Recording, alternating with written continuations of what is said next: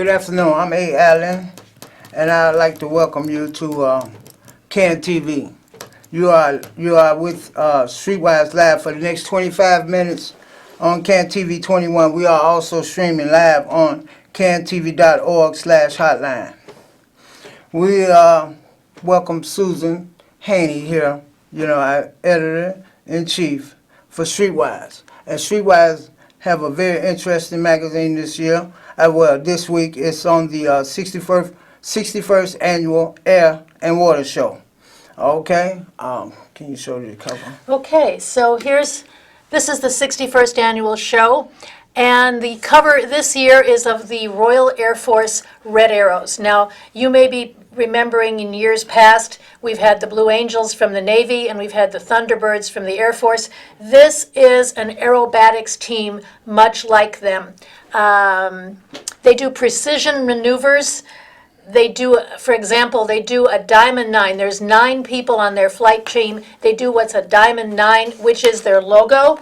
And in that point, they fly no less than 6 feet apart. That's wing to wing, 6 feet apart. They have another, I'm going to put it for a second while I transfer pages. They have another maneuver called the Tornado, and I'm going to show you that.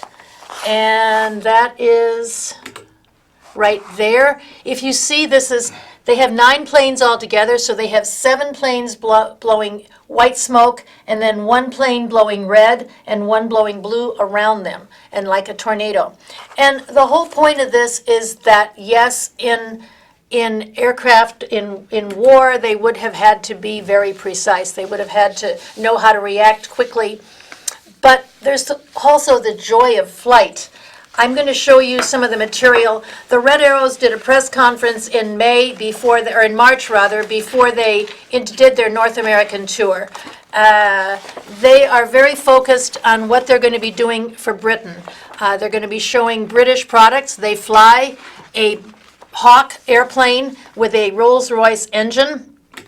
So this is some of the stuff that a pilot wears.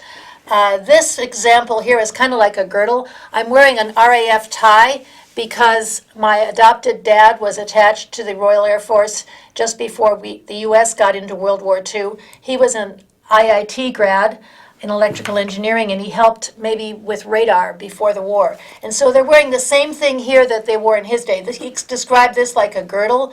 This is pressure hose and thing around the abdomen so that when they do a roll, it keeps the blood from pooling to their legs, because if the blood goes out of their head, they'd pass out and then they'd crash the plane. So there's all kinds of things they do to stay this precise.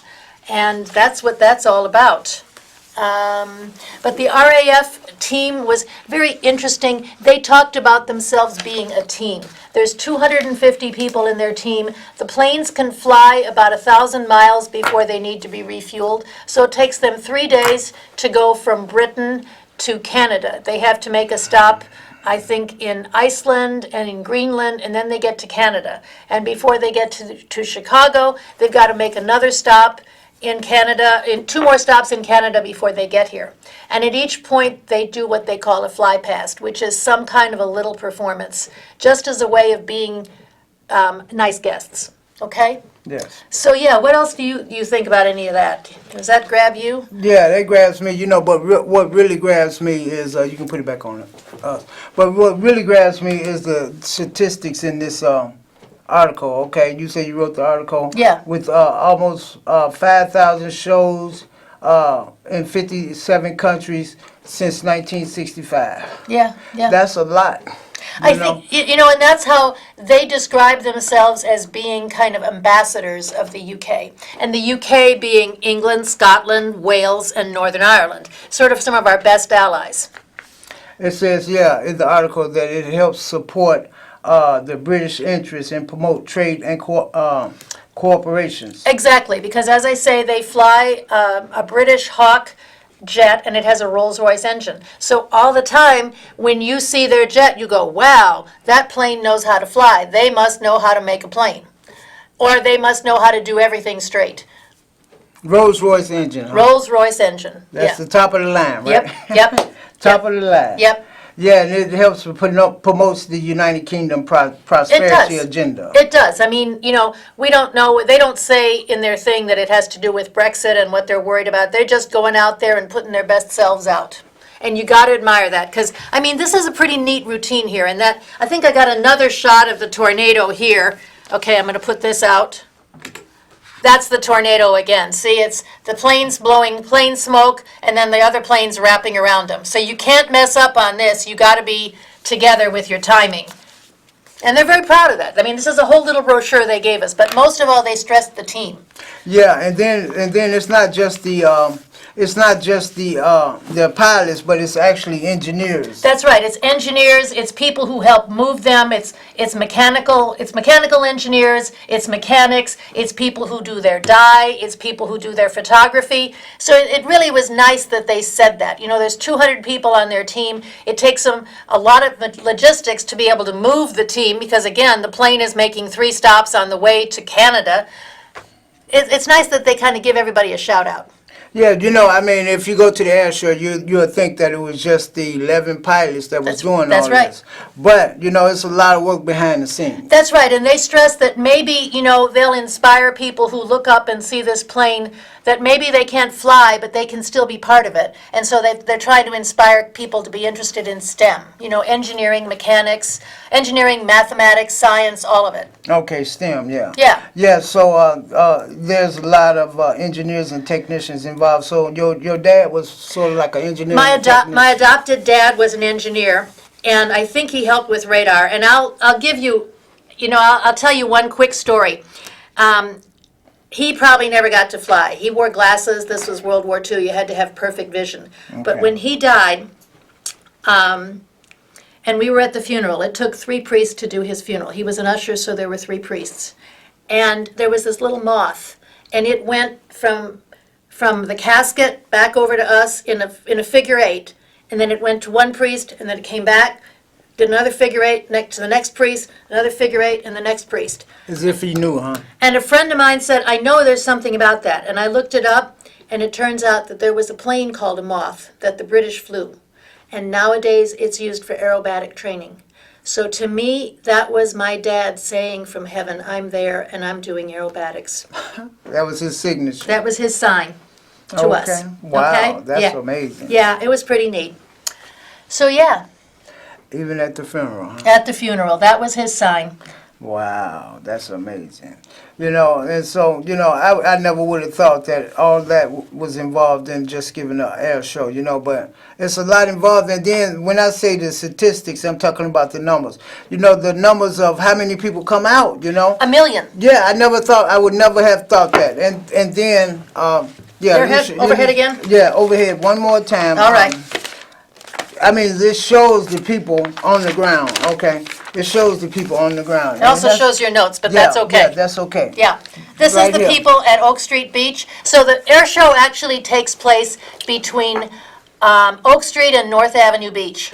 And it's 1 million people between that area, and it's I believe the largest free air show in the United States. Yes, that's what it says. Yes. It started in 1959. It was actually, I used to go to the park where it started at Chicago and Lakeshore Drive. The park district superintendent there started a water show, and it got bigger and bigger, and then the city took it over with sponsors. And so that's how you happen to get the Air Force and the Navy alternating every year. And then this year, the Red Arrows alternating with the Blue Angels. So there'll be Blue Angels too. There'll be a lot of aerobatics.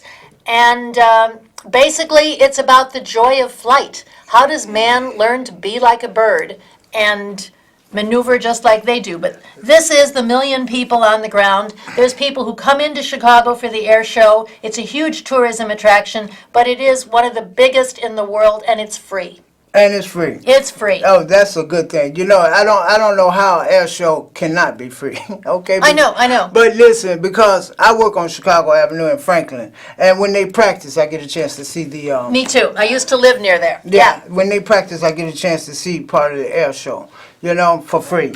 Yeah, I lived just south of North Avenue Beach. And the first time I moved into that neighborhood and the planes went overhead, I thought we were under attack. Okay, with the noise, right? Yeah, with the noise. You know, I have some friends of mine that live close to the beach, and they say the noise really, after a period of time gets on their nerve, and they leave town during the air show. I was like, why would you leave town I during know. the air and water show? I know. You Well, it's they practice on Thursday and Friday. There was a time once that I was in the Loop doing a meeting with some lawyers, and some pilots went right between some buildings downtown. Freaked the heck out of me. Right, But right. they're skilled. I mean, they're precise. They know how to do this. Right, They do it exactly. all the time. Right, right. Yeah. Because I remember plane came down Chicago Avenue like a car.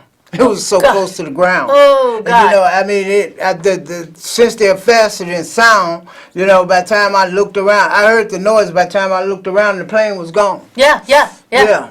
But that's all about it. They're trying to be, they know how to be precise. It's not our world, it's theirs. And just accept that they know what they're doing. So with these planes and these pilots, they used to be fighters, right? In the No, war. well, these did, some of these guys were fighters. As they stress here, they've got to be A-plus pilots before they ever get into the Red Arrows. They've got a little bit more here. They have to be, have a frontline operational tour. They have to have a quick reaction alert. And they've all had 1,500 fast jet flying hours, and they have to be A+.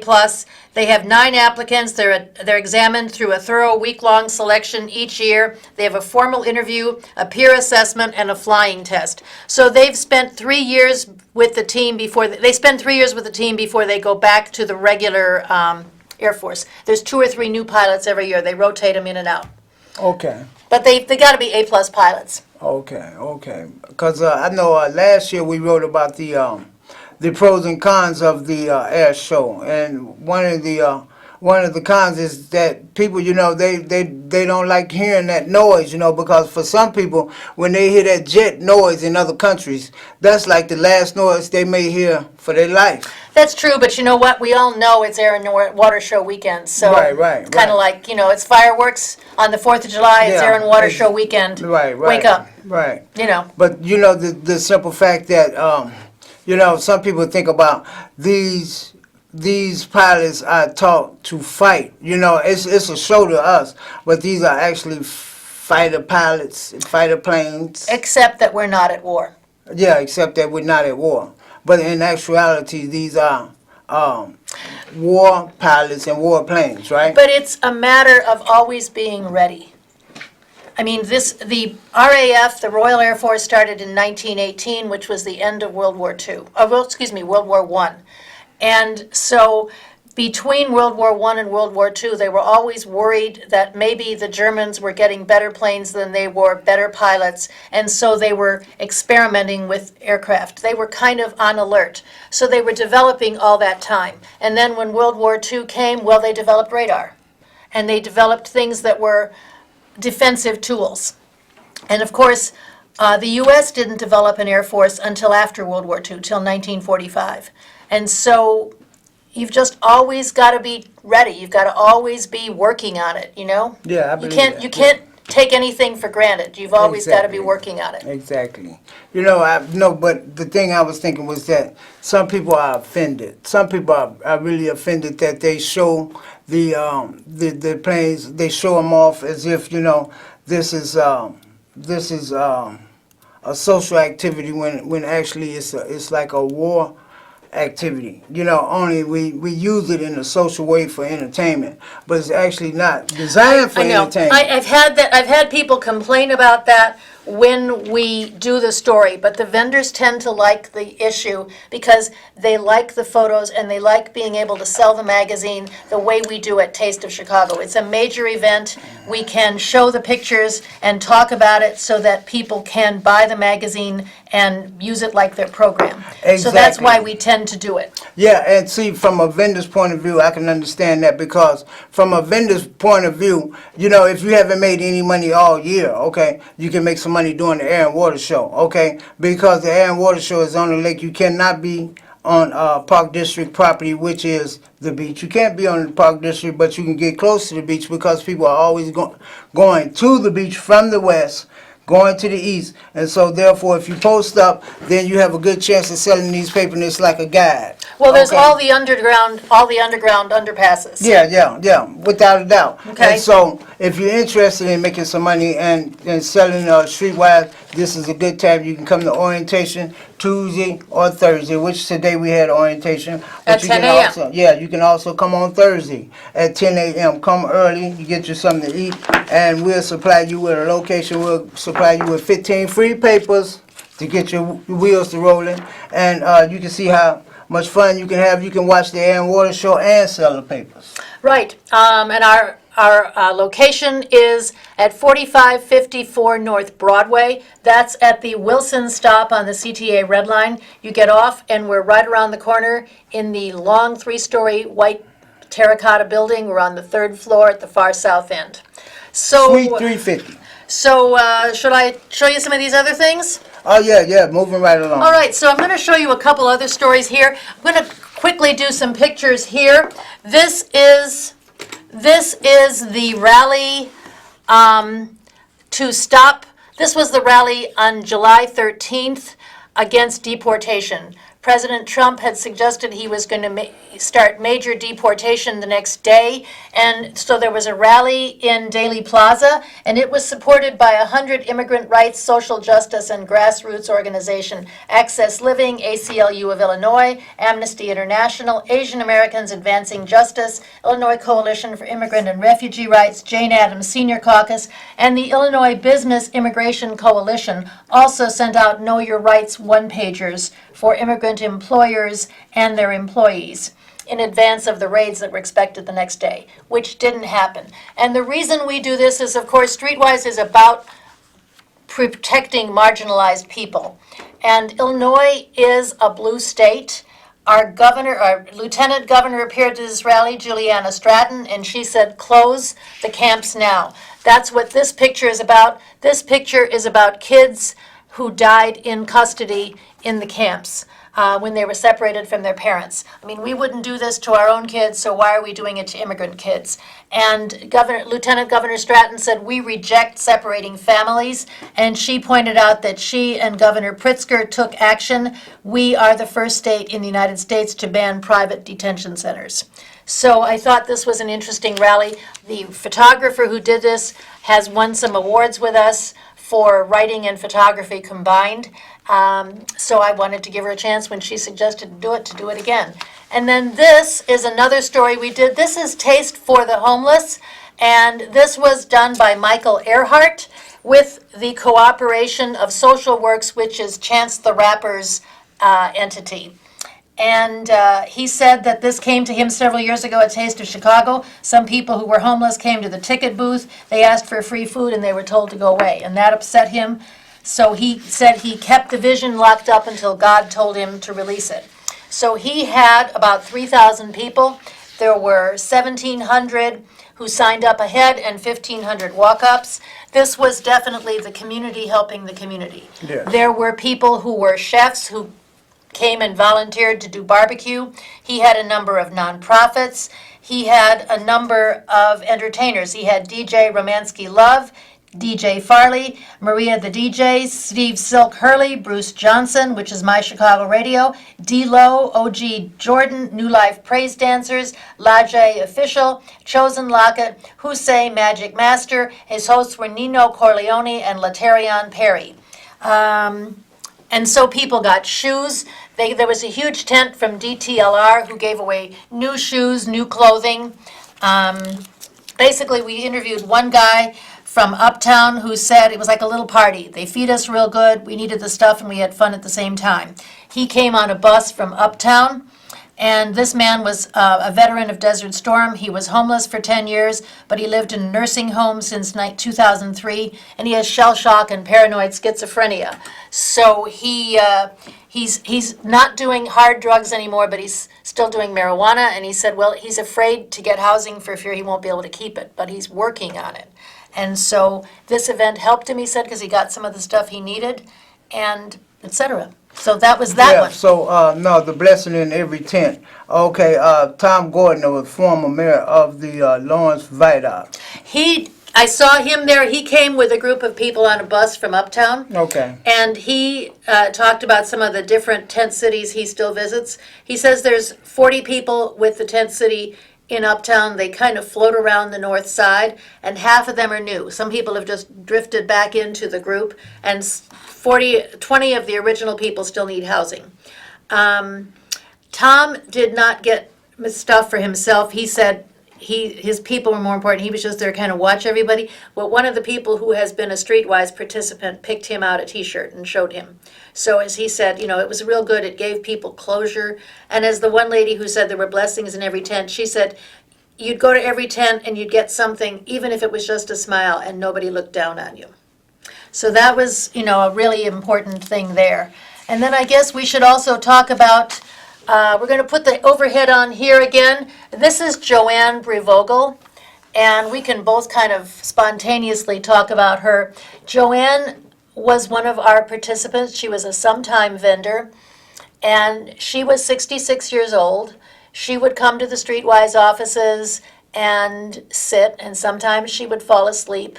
Sometimes she would use the computer. She would play Tony, Tony, Tony's Feel Good and Prince's Purple Rain, and she would dance in her seat.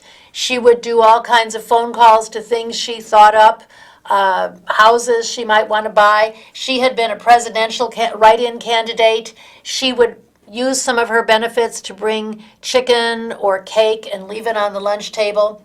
I remember that. I mean, Joanne had a big, kind heart. Even though she seemed to be poor, people thought she was rich the way she would set stuff out in the Streetwise table. She would bring ribs and set it on the table for everybody to eat. Rib tips, stuff like that. And Joanne loved her music. She was a soft-spoken person, and we really miss Joanne at Streetwise. She was sort of like a fixture there. Yeah, somebody told me she was like an auntie, and occasionally she was a vendor. Vendors would see her late night on the street, and she'd kind of give a little nod.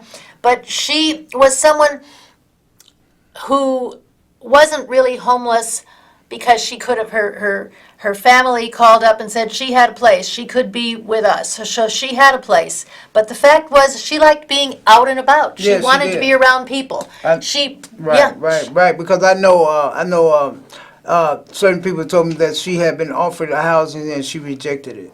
Yeah. But she stayed in our office till we would close at 4 o'clock, and you'd see her out and about, but always where she could be near people. Yes. And so that's the important thing. We kind of wonder whether people who don't want housing, it's just that they don't want to be alone. And so when we're kind of wondering among ourselves informally, it's not the official word, but what really is the solution? Maybe it's just to find a way that people can come in and out and have a place to come in and touch people and see people at night, see people in the daytime, but not be alone. Right, because certain people have certain phobias about shelters, Yeah, and I know one thing, Joanne did not like shelters, okay? Yeah. And some people have different phobias about shelter. I don't know exactly what her phobia was, but she didn't like shelter as far as staying in a shelter. But So she did like being around people. She liked being around people, and that's what it really is. Right.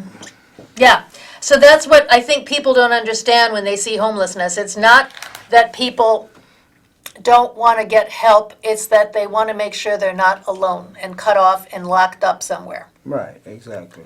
So we've got a minute. Do we want to give another shout? Another shout out to Another shout out, vendor Streetwise. orientation. Vendor orientation. Okay. This one here. Right, there we go. Tuesday and Thursday. Okay, and again, our offices are at Broadway and Wilson. 4554 North Broadway, Suite 350. On the CTA Red Line at Wilson. And come up and have something to eat, and we'll supply you with an identification badge, 15 free papers, and a location. You can choose your location elsewhere, present you a location that with a lot of heavy foot traffic. That's right. And we can get your wheels rolling, and you can start selling people, and you can become a part of the Streetwise family too. On the very same day.